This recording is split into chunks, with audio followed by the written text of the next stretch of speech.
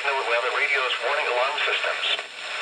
The attention signals you just heard will automatically activate special receivers to warn of the impending hazard. This test is conducted each Wednesday between 11 a.m. and noon, but may be postponed if there is a threat of severe weather.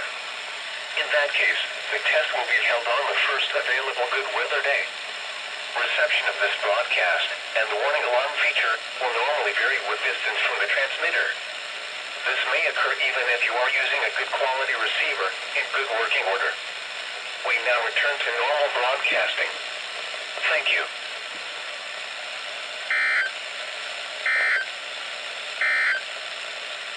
This is a test of NOAA weather radio's warning alarm systems. The attention signals you do.